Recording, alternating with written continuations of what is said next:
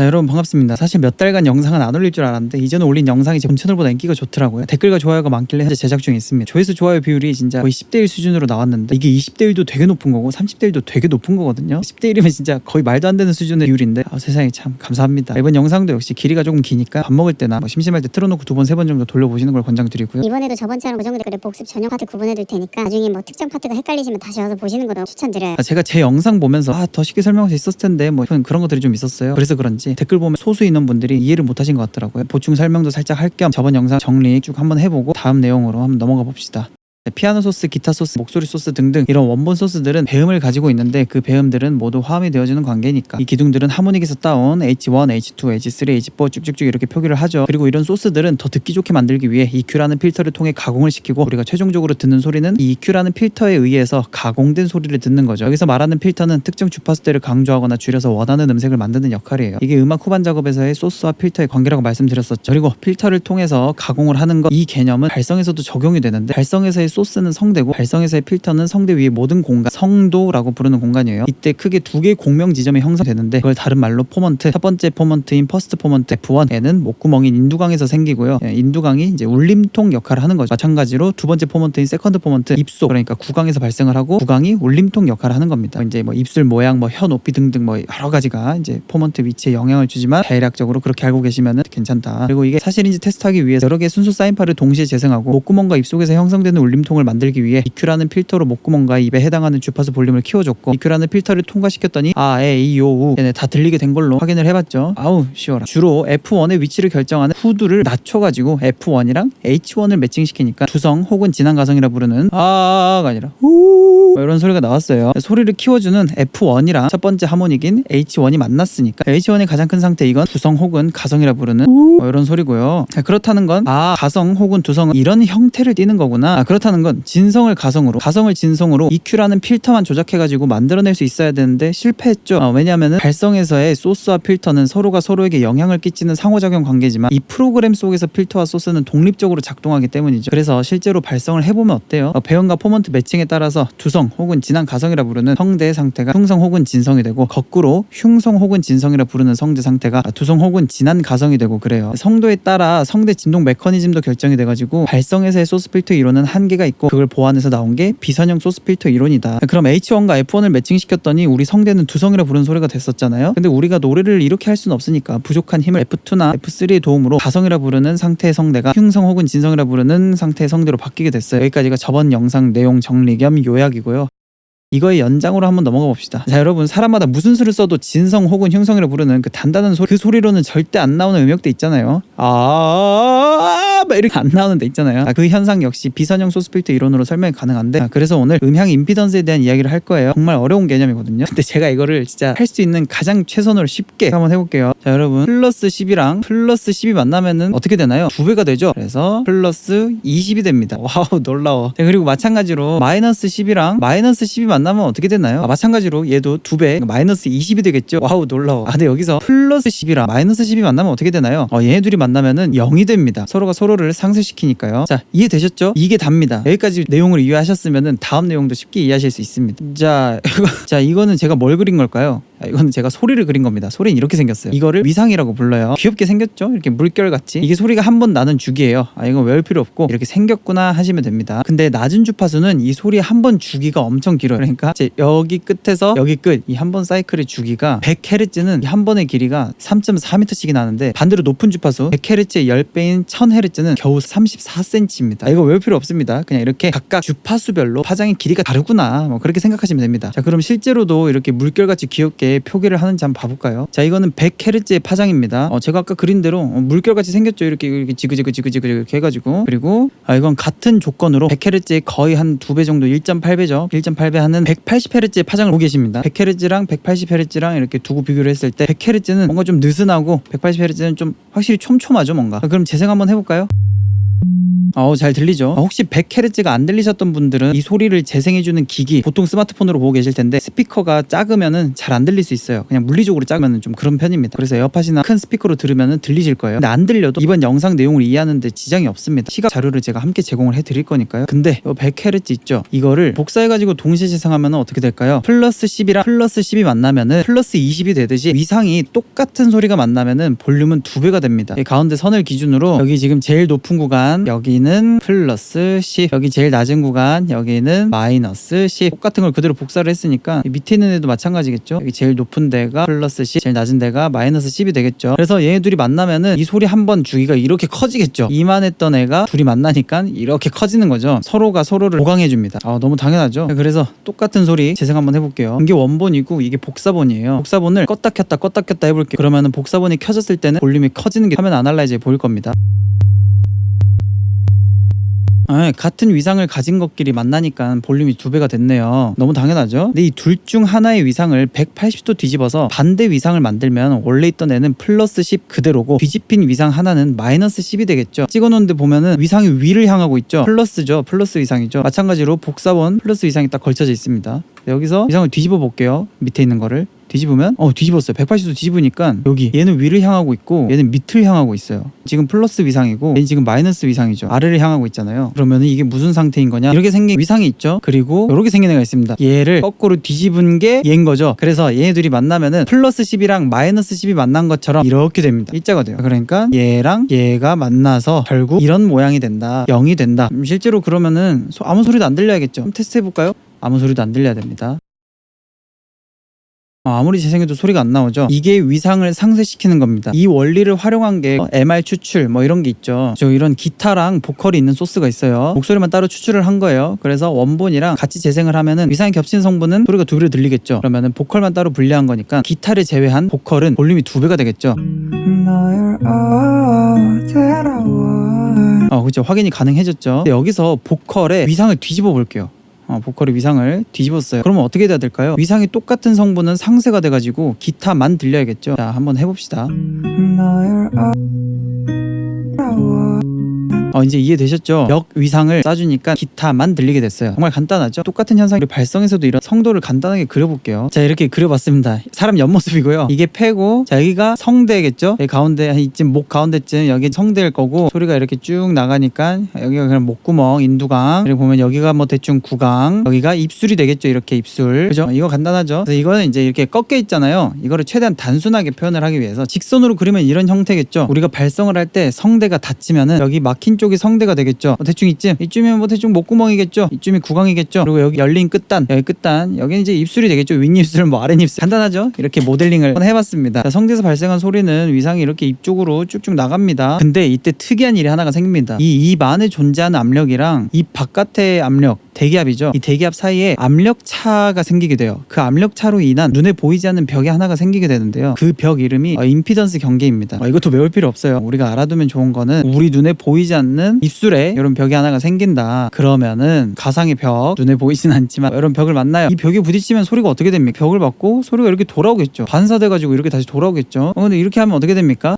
내가 내는 소리가 커지겠죠. 근데 여기서 문제가 하나 있어요. 소리는 압력파라는 특성이 있어가지고 이 상황에서 반사가 될 때 이 부딪힌 반사파는 정위상이 아니라 역위상으로 돌아옵니다. 이렇게 역위상으로 돌아오게 돼요. 세상에 간단하죠. 물리적으로 횡파와 종파 개념이 달라서 다르긴 한데 이거랑 똑같진 않지만 크게 다를 바 없는 현상을 시각적으로 이해하기 좋은 영상 하나 보여드릴게요. 유튜브에 스탠딩 웨이브라고 검색하면은 이렇게 나옵니다. 자, 지금 여기서 줄을 흔들었어요. 줄을 흔들면은 소리가 이렇게 가죠. 위상이 이렇게 가죠. 이렇게 가다가 가운데 기준 오른쪽으로 위상이 출발을 했잖아요. 그러면은 반대쪽에서 벽을 만나가지고 돌아올 때는 반대로 위상이 뒤집혀서 돌아옵니다. 자, 보세요.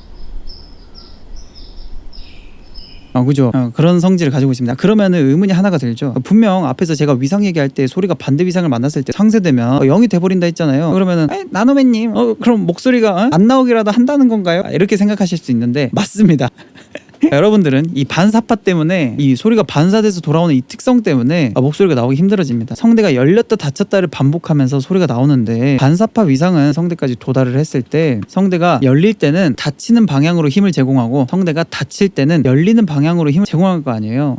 정말 야박하죠. 그런데 막상 소리 내보면 소리 잘 나오죠. 다행히도 우리 발성기관은 그렇게까지 야박하지 않아요. 아까 이 똑같은 소리가 복사되면은 보강 간섭으로 소리가 2배 커지고 복사본의 위상을 이렇게 180도 뒤집었더니 상세 간섭으로 소리가 0이 됐잖아요. 근데 이거는 같은 시간에 재생했을 때 이야기고 반사파 역할을 하는 이 소리가 조금 늦기 시작하면 어떻게 될까요? 이렇게 조금 늦기 시작하는 거야. 그러니까 어떻게 됐어요? 여기 보시면은 이 시작하는 시간의 축을 바꿔버렸더니 여기상 관계였던 애가 살짝 늦기 시작하니까 정이상이 돼버렸어요. 여기상인데도 불구하고 정위상 관계가 돼버렸어요. 신기하죠? 이렇게 시간축을 살짝 느리게 해가지고 재생을 한번 해볼게요. 그럼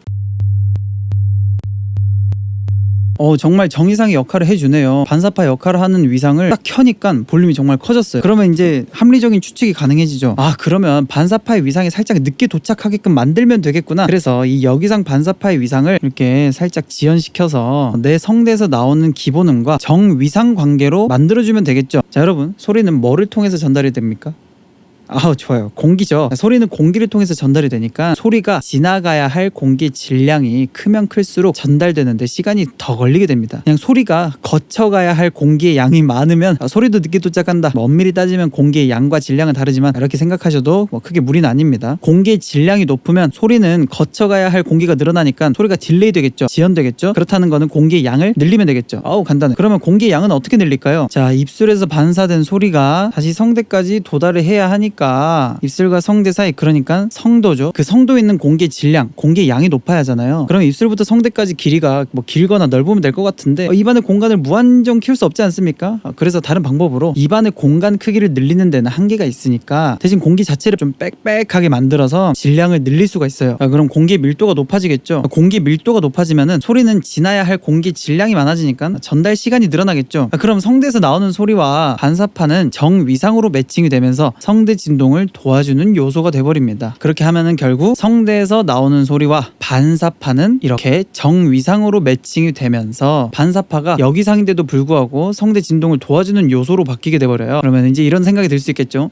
그럼 나노맨님 성대에서 나오는 소리도 이렇게 같이 지연되는 거 아닌가요? 이런 생각을 할 수 있겠죠. 근데 이때 소리가 거쳐가야 할 총 길이를 생각하시면 좋은데요. 성대에서 발생한 소리는 입술까지만 가면 돼요. 근데 반사파는 입술까지 갔다가 다시 돌아와야 됩니다. 즉 전체적으로 거쳐야 할 길이 자체가 훨씬 길어지는 거죠. 동시에 있다고 쳤을 때 성대에서 나온 소리는 이만큼 지연이 되겠지만 반사파는 거쳐야 할 길이가 더 많기 때문에 더 많이 지연이 되는 거죠. 이런 느낌으로. 그러다 보니까 전체적으로 지연이 돼도 원본이랑 반사파 얘네는 서로 정위상 관계가 될 수 있는 거예요. 간단하죠. 그래서 공기가 빽빽해야 되는구나는 알겠어요. 그 공기가 빽빽한 정도를 나타내는 걸 보컬 트레이너 분들끼리 뭐라고 표현합니까? 주로 압력이라고 표현하죠. 근데 거기서 좀 공부하신 분들은 뭐라 합니까? 자, 이 가운데 성대를 기준으로 위에서 발생하는 압력이라 해서 성문상압이라고 얘기하는 겁니다. 그리고 공부를 조금 더 이제 많이 하신 분들은 알고 계실 더 정확한 명칭이 있죠. 이거 외우실 필요는 없지만 계속 필요한 개념이라서 말씀드릴게요. 전기 회로에 관심 있으신 분들은 익숙하게 들어보셨을 교류의 임피던스 성분 중 저항을 제외한 리액턴스 성분입니다. 그리고 그 리액턴스 성분도 두 가지로 나뉘는데 그 중에서도 정위상으로 작용하여 성대 진동을 도와주는 성분을 이너티브 리액턴스, 이너턴스라고 부릅니다. 이 이너티브 리액턴스 값이 얼마나 높은가를 흔히 성문상압이라고 많이들 표현하십니다. 그래서 성문상압이 곧 이너턴스 그 자체다라고 하면은 조금 오류가 있지만 성문상압이 클수록 이너턴스가 커진다는 거는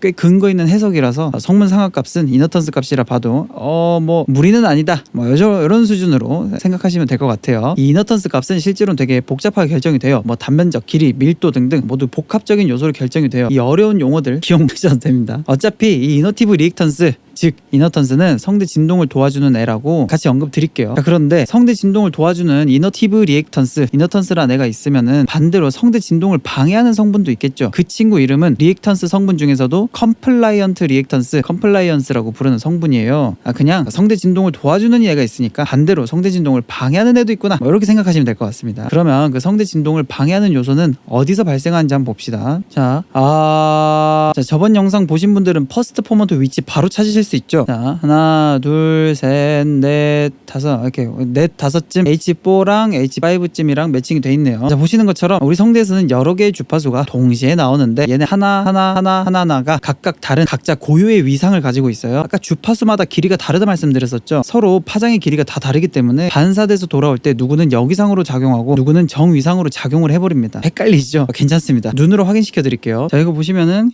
여기는 플러스 10이죠. 여기는 마이너스 10이죠. 아래를 향하고 있으니까. 여기는 마찬가지로 여기는 플러스 10, 여기는 마이너스 10. 그러면은 얘네 둘은 서로 역위상 관계인 거죠. 이 핑크색 위상도 한번 봐봅시다. 자, 얘는 여기가 플러스, 여기가 마이너스, 여기가 플러스, 여기가 마이너스, 여기가 마이너스, 여기가 플러스, 여기가 마이너스, 여기가 플러스. 그쵸? 얘네 둘이 서로 지금 역위상 관계인 거고 얘네도 서로 역위상 관계인 거죠 지금. 그래서 정위상으로 맞춰주기 위해 이렇게 잘라가지고 이 검은색 위상이랑 이 밑에 있는 검은색 위상을 맞춰볼게요. 옆으로 밀어서 이렇게 맞췄습니다. 자, 이제 정위상이 돼버렸어요. 그죠? 여기 플러스 10 그대로 일자로 쭉 내려왔을 때 여기도 플러스 10 그죠? 그러면 얘네 둘이 합이 20이니까 얘네 둘은 결국 서로 정위상 관계가 됐는데 밑에 애들 얘네 똑같이 한 칸 미니까 얘는 아직도 여기상 관계네요. 여기가 플러스 10인데 같은 시간 일자로 쭉 내려왔을 때 여기 마이너스 10이네요. 여기도 여기 마이너스 10인데 쭉 내려오니까 여긴 플러스 10이네요. 얘는 아직도 여기상 관계. 분명히 똑같은 거리를 밀었는데 얘도 똑같이 한 옆으로 한 3cm 밀었고 얘도 똑같이 옆으로 한 3cm 밀었는데 얘는 정위상 관계가 돼버렸고 얘는 여기상 관계 그대로예요. 이런 겁니다. 이렇게 같은 시간을 지연시켜도 누구는 정위상으로 돌아오고 누구는 여기상으로 돌아온다, 이런 이야기입니다. 간단하죠. 그래서 성대 진동을 돕는 요소 이너턴스, 성대 진동을 방해하는 요소가 컴플라이언스, 이 두 가지 요소가 결정되는 기준점이 있겠죠. 그리고 그 기준점이 포먼트를 기준으로 나뉘게 됩니다. 그래서 F1, F2, F3 등등 포먼트보다 낮은 주파수는 주로 성대 진동을 돕는 쪽으로 작용하는 이너티브 리액턴스 우세 구간, 포먼트보다 높은 주파수는 주로 성대 진동을 방해하는 컴플라이언트 리액턴스 우세 구간이에요. 아주 쉽죠.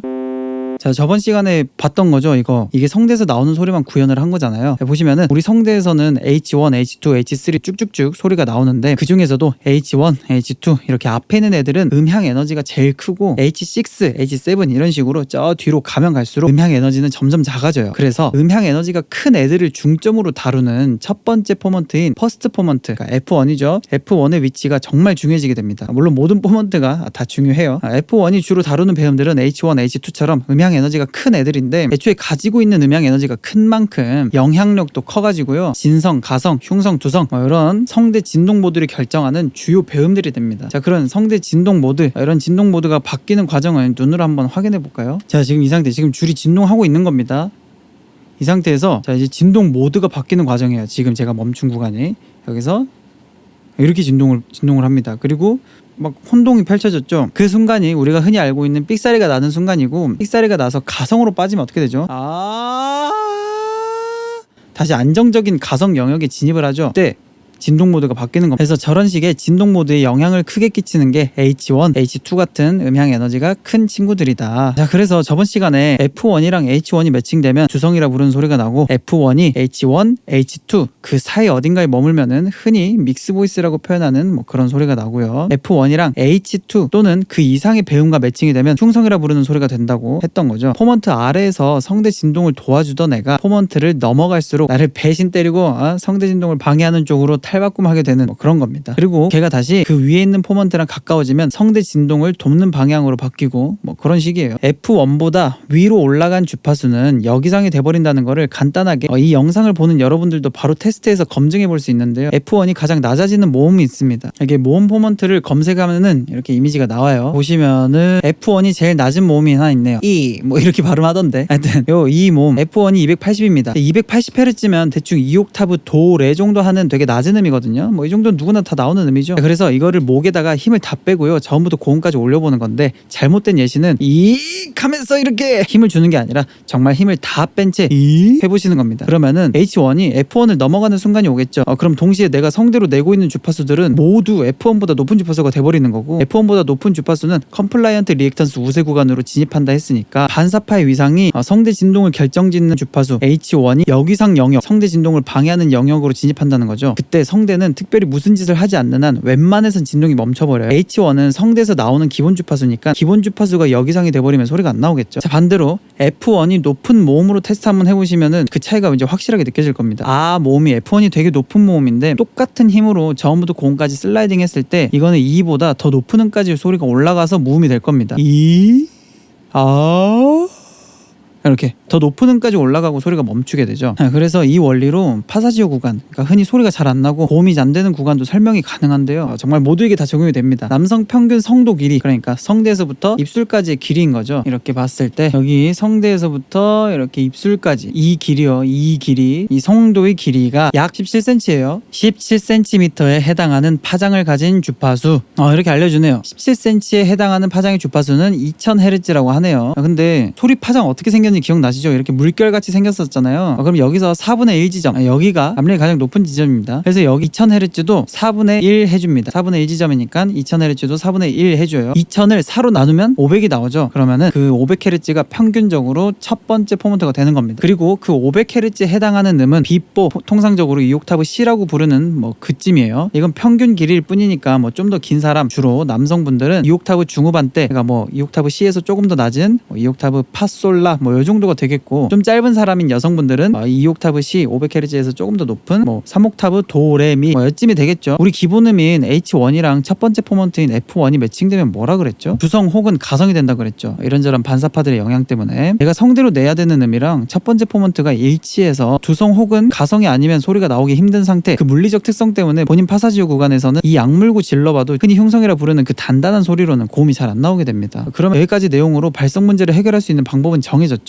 첫 번째, 발성에 도움을 주는 요소, 이너티브 리액턴스 값을 올린다, 이너턴스 값을 올린다. 두 번째, 포먼트 위치를 바꾸면 된다. 그 중에 첫 번째, 이너턴스 값을 올리는 방법은 성도를 길게 만들거나 좁게 만드는 겁니다. 특히 그 중에서 길이는 성대 진동을 방해하는 요소랑 도와주는 요소 값이 모두 오르게 되는데, 단면적을 좁히는 경우에는 방해하는 애는 조금 줄어들고 도와주는 애는 좀 늘어나는 경향이 있어요. 그래서 그 방법으로 유명한 게 반폐쇄 성도 훈련입니다. 성도를 반만 폐쇄하는 거죠. 그래서 내가 내보내는 공기의 양은 같은데 나가는 출구가 좁으면 압력은 매우 높아져가지고 공기 질량이 오르게 되겠죠. 그 상태를 만들어주는 대표적인 툴들이 여러 가지가 있는데 몇 개 소개시켜 드릴게요. 첫 번째, 립트릴, 제일 많이 하는 거죠. 이렇게 입술 떨기 하는 거. 이거는 입술이 성도를 빠르게 닫았다 열었다 닫았다 열었다 하면서 성도를 반폐쇄시켜 줍니다. 이 과정에서 혀의 위치가 낮으면은 이게 아니라 이런 식으로 어두운 립트릴 소리가 나오게 되는데, 이런 어두운 립트릴 같은 경우는 이제 어떤 사람들에게 주로 시키냐면요. 자, 오늘 알려드린 내용을 기반으로 분석을 한번 해봅시다. 혀 위치가 낮아지고 혀는 후두근이랑 연결되어 있기 때문에 후두도 따라 하강을 하게 됩니다. 후두를 하강시키면은 성도가 길어지죠. 그러면서 동시에 F1이 낮아지겠죠. 그럼 더 낮은 음에서 성구 전환시키는데 유리해집니다. 그래서 이건 입술 저항 플러스 성도 길이 연장으로 인한 이너턴스 확보로 해석해 볼 수 있을 것 같고, 편안한 고음인 상태, 주성이라 부르는 소리를 유도하는데 유리한 훈련이 될 수 있겠죠. 그럼 이 낮은 후두, 낮은 혀 위치 립트릴은 반대로 어떤 사람에게 시키면은 안 좋을까요? 역시 이미 두성 혹은 가성 기반으로 소리를 내는 사람들 있죠.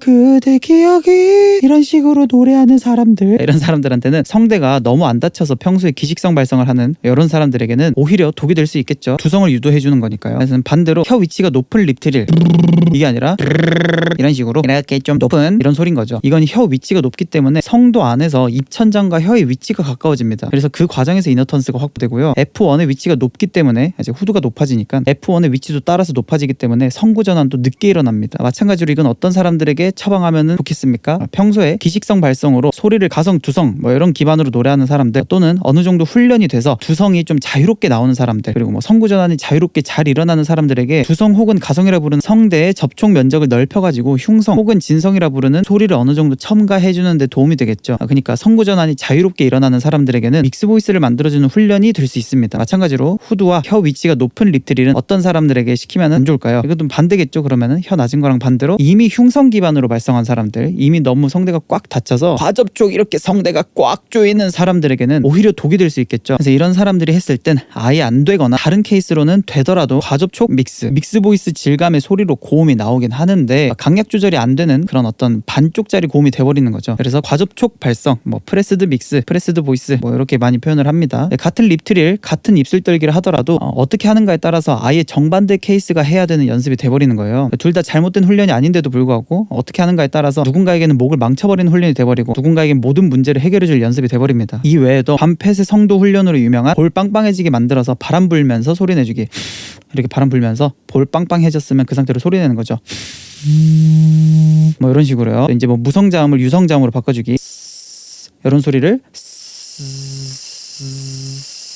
이런 식으로 바꿔주기, 아니면 뭐 혀떨기 뭐 이런 식으로 여러 가지가 있습니다. 다 뭐 비슷한 목적이에요. 그리고 물건을 사용하는 것도 방법이 있겠죠. 대표적으로 빨대가 좀 사용되는데, 빨대 불면서 발성하기는 빨대로 성도의 길이를 확장하면서 빨대가 좁기까지 하다면은 이너턴스를 확 올려주겠죠. 근데 길이보다는 빨대 직경이 훨씬 유동 저항을 강하게 만들어줍니다. 모두 이제 좀 전체적으로 F1을 좀 중점으로 안정화시켜주는 경향이 있고요. 이너턴스 확보라는 측면을 두고 있습니다. 이런 단일 저항 말고도 이중 소스 저항이 있는데, 대표적으로 물컵이나 페트병에 물을 담아놓고 그걸 빨대로 불면서 소리내주기, 이런 이중 소스는 F1뿐만 아니라 F2까지도 안정화시키는 데 도움이 돼요. 이 역시 빨대의 직경, 물의 수심에 따라서 아예 다른 역할을 해버립니다. 그리고 그중에 두 번째, 포먼트 위치 변경은 모음 변이로 가능해지는데요. 모음마다 포먼트 위치가 다르기 때문이겠죠. 그냥 우리가 아는 모든 가수가 이 모음 변이를 통한 감각 전이 방식을 사용한다고 보시면 됩니다. 그 뭐 대표적으로 박효신 뭐 야생화 부를 때 흩어져 날아가 뭐 이거 할 때 날아가라고 안 하고 날아그아라고 하거든요. 아 모음은 F1이 너무 높기 때문에 F1이 조금 낮은 모음으로 조금 낮춰둔 채 감각을 전이하는 방식인 거죠. 이 느낌을 아에다가 그대로 옮겨주는 거예요. 날아가 이렇게 너무 높아지면은 좀 그러니까 날아그아 이런 식으로 감각 전이를 해주는 거죠. 이런 걸 훈련하는 방식은 모든 모음을 모두 같은 방식으로 내보는 겁니다. 아라고 할 때 감각을 아에이오우 모두 같은 느낌으로 내보고요. 우 할 때 감각을 우아에이오우 모든 모음에서 같은 질감을 내보는 거죠. 잘 되면은 음을 조금 높여서 해도 되겠죠. 우 한 이 정도에서 우아에이오 해도 되고, 또 발음으로 했으면 아에이오우 이렇게 질감을 똑같이 통일시켜주는 거죠. 모든 모음에서요. 스케일로 훈련을 해서 감을 잡은 뒤에 천천히 노래에 적용해주는 방향이 가장 효율적이라고 생각을 합니다. 저는 모두 이런 원리로 발성 훈련이 디자인되고 만들어지는데요. 제가 다루고 싶은 내용이 조금 많이 방대해서 영상이 지나치게 길어질 것 같아 간단하게 좀 짚어봤고요. 오늘 말씀드리지 않은 비강도 이 성도에 코가 이렇게 추가되잖아요. 이렇게 되면은 기존에 우리가 전제로 삼았던 성도에 코가 추가되면 임피던스 구조가 병렬로 연결되는 형태라 이때 오는 반응도 다르게 나타나거든요. 이거는 모음보다는 자음이랑 관련이 깊어서 오늘은 조금 제외를 했습니다. 그래서 다음 시간에 이, 오, 우 등등 이런 각종 모음과 기역, 니은, 디귿, 리을 등등등등 모음과 자음들의 조합으로 발성 훈련 발음 디자인하는 방법이랑 스케일도 뭐 이런 스케일이 있고 뭐 이런 스케일이 되게 다양한데, 이 스케일을 디자인하는 방법도 한번 다뤄보려고 해요. 그리고 이 스케일이 음 간격이랑 템포가 발성에 끼치는 영향이 정말 큽니다. 그러니까 이거랑 이거랑 성대 끼친 영향이 달라요. 그리고 음 간격 가 아니라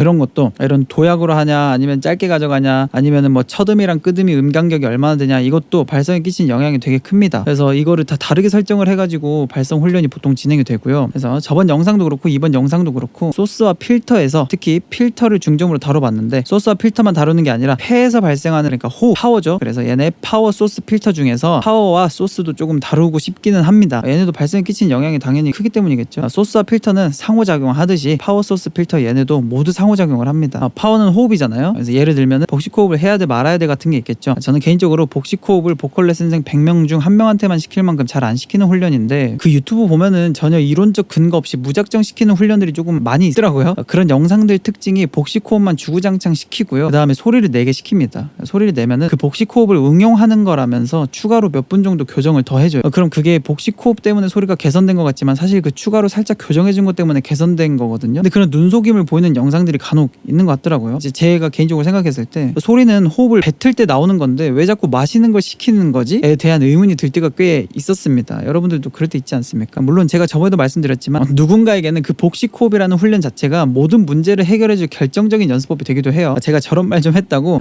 복식 호흡은 절대 필요 없는 거구나 이렇게 생각하시면 정말 큰일 납니다. 실제로 복식 호흡만 시켰다고 개선된 사례도 정말 많고요. 눈동자로 위를 쳐다본 차라는 말, 그런 터무니없는 말로도 발성 문제가 해결이 되기도 합니다. 그래서 이 세상에 잘못된 훈련법은 없다고 생각은 하지만 적어도 가르치는 사람이 이 훈련의 목적이 무엇인지는 역학적, 이론적 근거까지는 아니더라도 뭐 어떤 작용을 일으키는지쯤은 어느 정도 알고 가르치면 어떤 반응을 일으키는지 알고는 좀 해주면 좋으니까요. 성들을 기준으로 아래인 성문 하압, 폐압력, 성문 상압 얘네도 이너턴스와 컴플라이언스 관계, 성분으로 구분지어서 설명이 가능해져요. 오늘 영상에서는 발성을 도와주는 애, 방해하는 애 이런 개념으로 간단하게 퉁쳐서 설명을 했지만 실제로는 공기에서 나타나는 현상에 대한 이야기라서 호흡에도 대입이 가능한 개념입니다. 그래서 다음 시간에 발성 훈련 툴 디자인하는 방법 중점으로 부가 요소들을 함께 다뤄볼까 해요.